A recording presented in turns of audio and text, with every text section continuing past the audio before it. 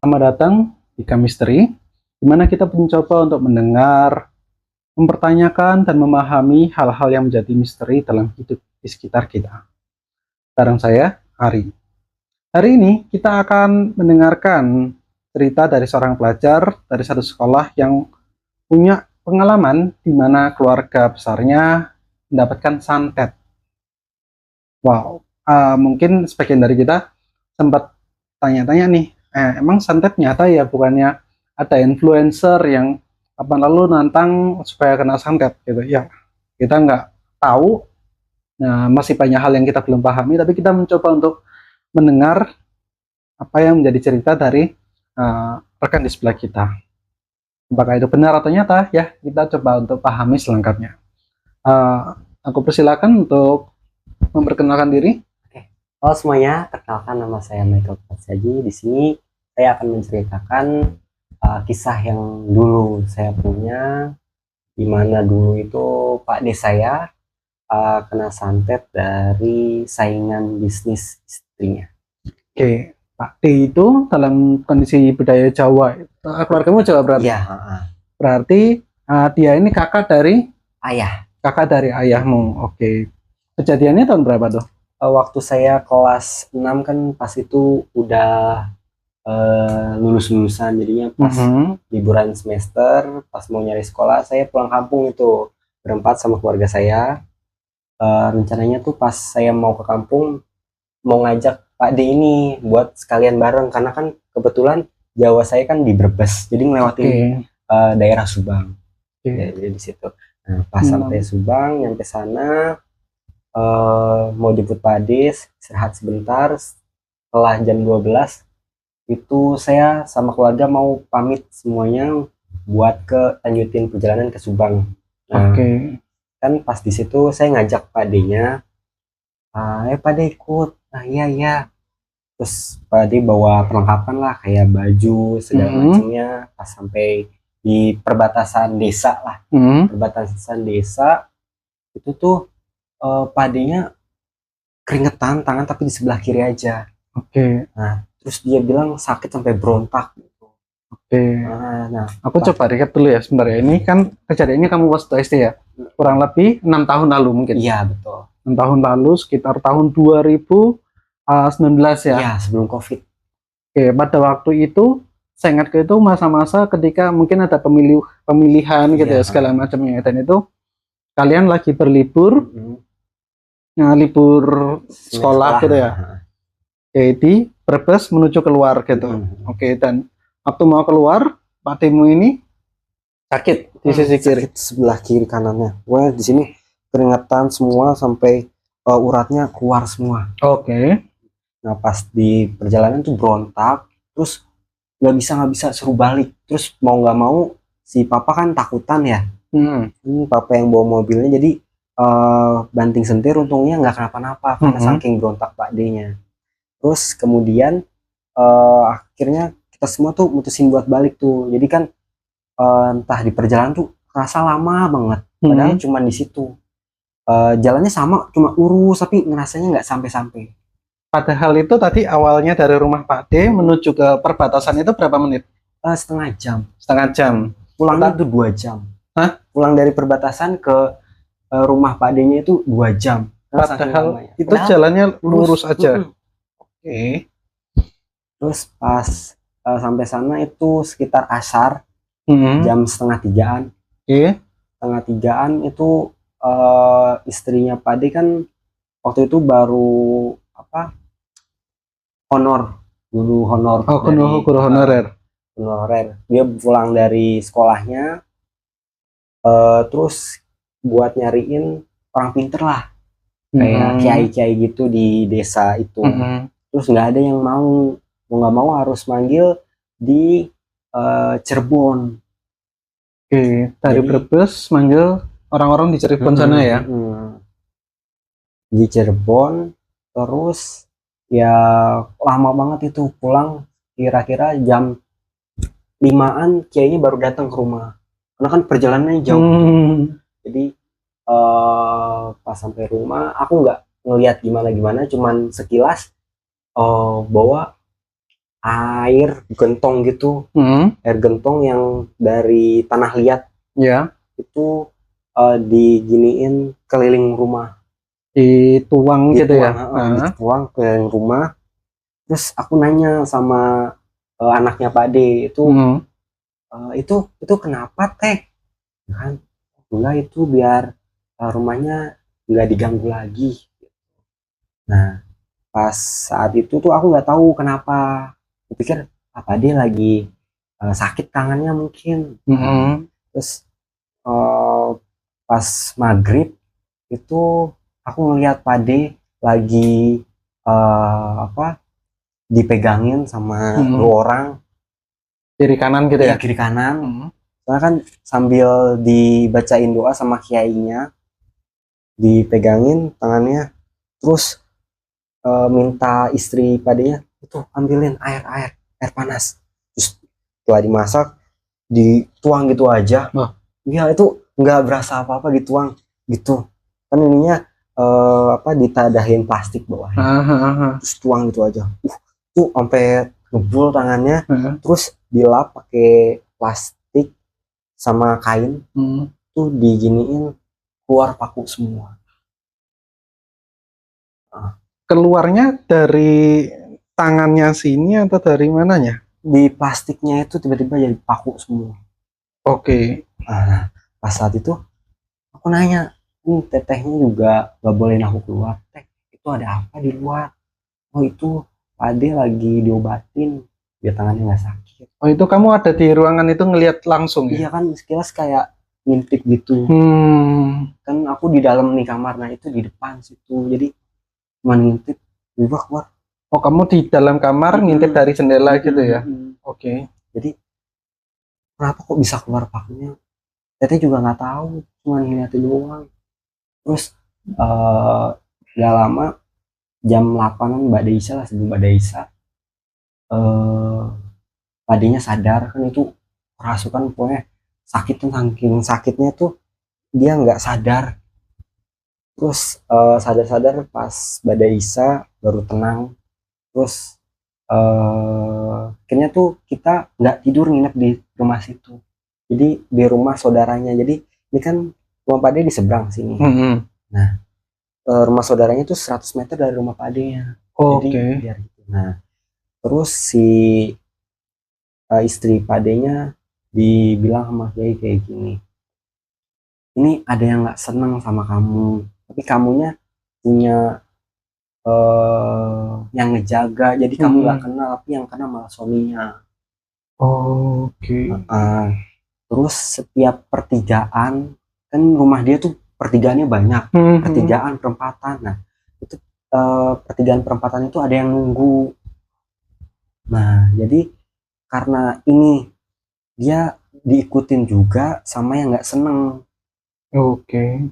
Jadi kemudian dia nggak seneng si santet itu, terus yang nunggu seneng sama padinya, jadi diikutin. Jadi setelah sebulan berobat bolak-balik dari Brebes ke Cirebon, Cirebon. kan itu orang Kesultanan. Jadi bolak-balik situ, pas sekitar sebulan balik lagi buat nengokin padenya, kan itu kan kakaknya papa. Terus aku Hmm. nanya, Pade kemarin itu yang paku itu rasanya gimana sih? Aku nanya kayak gitu. Itu nggak rasain apa-apa, kayak udah cuma disiram air biasa. Terus pas ditarik kayak nempel-nempel slime gitu loh. Hmm. Cuman kayak lepas gitu doang. Tapi aku ngelihatnya ngeri-ngeri sedep gitu loh.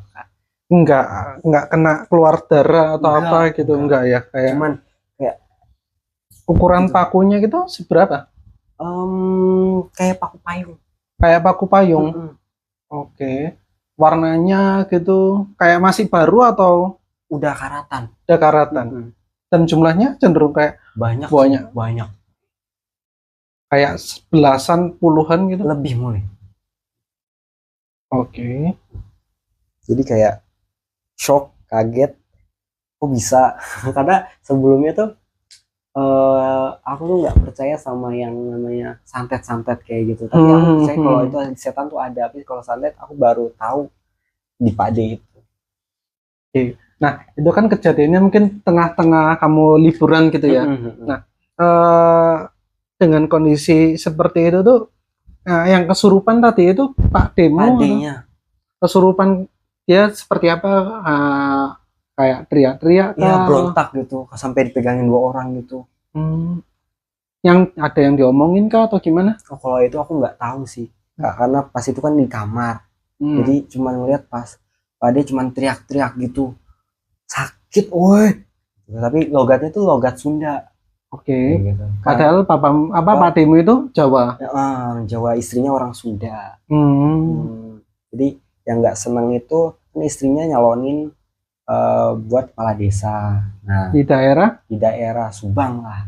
Subang sana. Nah, terus eh, si kepala desanya ini kalah Hmm. sama istrinya. Jadi nggak bisa 2 periode, nggak terima udah korbanin apapun. Terus disantet lah, tapi yang kena malah Pak D-nya. Hmm. Nah, dengan kondisi seperti itu, misalkan itu kan malam hari kejadiannya kan sore malam, eh, besok paginya atau besok besoknya itu masih pengobatan terus gitu ya? Ya, pokoknya si kiainya itu nginep 3 hari. 3 hari. Mm-mm. Kalian pun juga nginep 3 hari Kalau atau? aku enggak, langsung 2 hari langsung udah, ntar kata mama, udah ntar daripada ngikut-ngikut sini udah kita berdua pulang pakai bis. Jadi Hmm. aku, Dede sama mama bertiga tuh pulang pakai bis, Awalnya ke sana naik naik mobil. mobil. Karena rencananya tuh mau liburan. Jadi Hmm. papa nginep di situ, pulang nyusul. Oh, sambil jagain Pak D ya? Iya, Oke. Dan kayak reaksi keluargamu sendiri gimana? Kayak tahu apa yang terjadi dengan kondisinya Pak D gitu? oh kalau orang pertama yang tahu sih papa. Bapamu tahu? Kita keluarga itu orang pertama tahu oh, Padi kayak gini, karena sebelumnya Padi biasa aja, Hmm. di rumah juga antang-antang aja, jadi first time ya di mobil itu Hmm. perjalanan. Tapi dengan kondisi seperti itu kan, kan dia nggak bisa keluar dari kotanya ya. Nah, Iya, setelah masa pengobatan gitu udah bisa keluar lagi iya atau enggak? udah bisa keluar lagi sekitar setahun perobatan rutin, udah aman, dia udah keluar santai. Hmm. Nah, kan ini bisa dibilang mungkin ya ada yang nggak suka. Ya aku nggak bisa bilang kalau menurut si Kiai itu kan, oh iya mantan kades sebelumnya, tapi kan ya entah siapapun yang melakukan perbuatan buruk itu, nah kan udah seharusnya kan udah pemilihan kepala desa lagi nih. Nah, apakah dalam pemilihan kepala desa lagi ini istrinya Pak Demo ikut lagi atau enggak? Dia udah mau habis masa jabatan 2 periode ini. Tuh, kan 2019 tuh. Ya sekarang udah 2024. Nah, kan Karena satu periode, 19 ke 24. kalau aku gitu tuh karena tahu kalian nyalonin lagi. Tapi Mm-mm. masa jabatannya mau habis ini. Yang kemarin habis, tapi kalau soal menang apa enggaknya aku kurang tahu karena udah lama banget aku gak pulang kampung. Oke, kayak gitu tuh, ada teror-teror lain nggak selain nyerang ke Pak Demo gitu? Karena kan kalau istrinya Pak D kan katanya ada yang nungguin, ada yang jaga nih gitu. Kalau itu aku udah nanya sama papa. Papa sih aman-aman aja karena di sana yang tinggal tuh anak-anaknya jadi rame semua. Jadi kondisinya aman, tadi juga nggak ngapa-ngapain. Anak-anaknya pun juga nggak kena Nggak dapat kena. teror gitu ya. Oke.